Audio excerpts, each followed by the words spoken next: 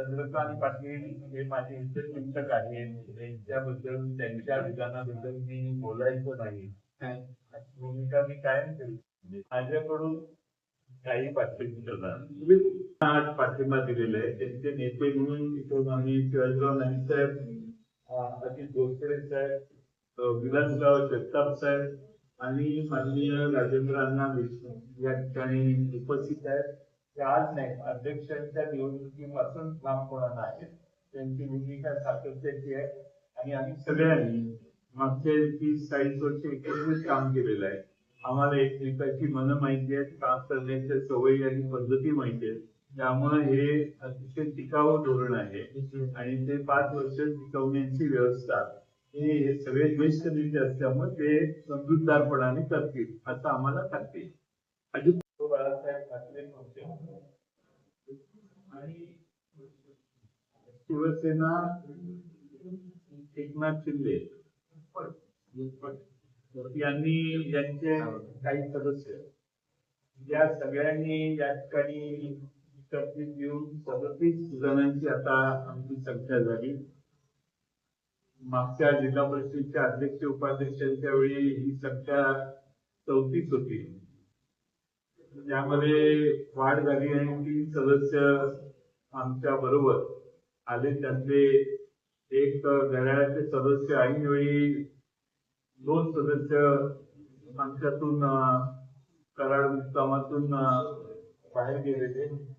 त्यातले एक सदस्य मासाळ यांनी आपली भूमिका बदलून आमच्या बरोबर येण्याचा निर्णय घेतला. त्याचबरोबर आटपाडी तालुक्याचे नेते माननीय तानाजीराव पाटील आणि राजेंद्र देशमुख यांनी मिळून ते सदस्य निवडून आणलेले. त्यामधील हे मासाळ एक सदस्य होते. त्याचबरोबर शिवसेनेच्या मधून धनुष्यबाणावर निवडून आलेले 2 सदस्य हे आमच्यात आता सहभागी झालेले आहेत.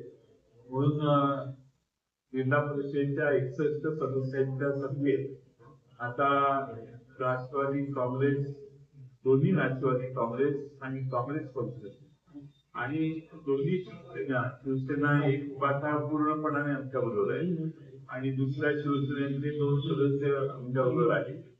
त्या सगळ्यांची म्हणून आता 37 संख्या झालेली आहे.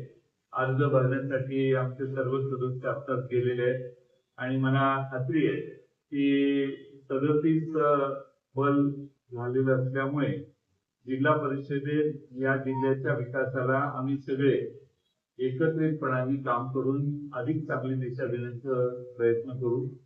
एक जिन्सीपणाने जिल्हा परिषद जिल्हा सांगली जिल्ह्याची यापूर्वी चालायची.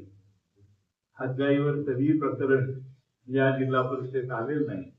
तोच आदर्श या जिल्ह्याचा आम्ही पुढे नेण्याचं काम करू. आमच्या जिल्हा परिषदेमध्ये राष्ट्रवादी शरद पवार पक्षाचे 18 सदस्य आहेत, काँग्रेस पक्षाचे 11 सदस्य आहेत, शिवसेना उभाटा या पक्षाचे 1 आहे. या तिघांची बेरीज 30 होती. घड्याळाच्या वर अजित पवार पक्षाच्या 6 पैकी 5 सदस्यांनी आम्हाला कोणते विनाअट पाठिंबा दिलेला आहे. त्यांचे नेते म्हणून तिथून आम्ही शिवाजीराव नाईक साहेब, अजित गोडसे साहेब, विलासराव जगताप साहेब आणि माननीय राजेंद्र अण्णा देशमुख या ठिकाणी उपस्थित आहेत. ते आज नाही, अध्यक्षांच्या निवडणुकीपासून काम होणार आहेत. त्यांची भूमिका सातत्याची आहे आणि आम्ही सगळ्यांनी मागचे 30-40 वर्ष एकत्रित काम केलेलं आहे. आम्हाला एकमेकाची मनं माहिती आहेत, काम करण्याच्या सवयी आणि पद्धती माहिती आहेत. त्यामुळे हे अतिशय टिकाऊ धोरण आहे आणि ते 5 वर्ष टिकवण्याची व्यवस्था हे सगळे ज्येष्ठ नेते असल्यामुळे ते समजूतदारपणाने करतील असं आम्हाला खात्री आहे. अजित आहे की तो अजित पवार पक्षाच्या नेत्यांचा प्रश्न आहे आणि तोही जो गेलाय तोही आमच्याबरोबरच होता. 2-4 रात्री त्यांनी आमच्याबरोबर घालवलेली आहे.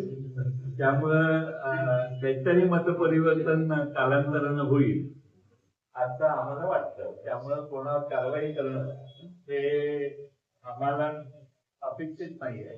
तो त्यांच्या पक्षाच्या प्रतोदांनी आणि नेत्यांनी घ्यायचा निर्णय. आमची 34 सदस्य संख्या वाढली आणि आता 37 झाली. म्हणजे असं आहे की राजकारणामध्ये संख्येला महत्व असतं. त्यांच्यावरती कोणतेही भाष्य करणार नाही. पण तानाजीराव पाटील राजवाडी शिवसेनेचे प्रमुख नेते आहेत. त्यांनी विधानसभेतही शिवसेनेचं काम केलेलं आहे. ते आज आपल्याकडे आहेत आणि आम्ही सगळ्या पुढच्या निवडणुका एकत्रित लढवायचं असं ठरवलेलं आहे. चंद्रकांत पाटील हे माझे हितचिंतक आहेत. त्यांच्याबद्दल त्यांच्या विधानाबद्दल मी बोलायचं नाही भूमिका मी कायम केली. माझ्याकडून काही पाठवून करणार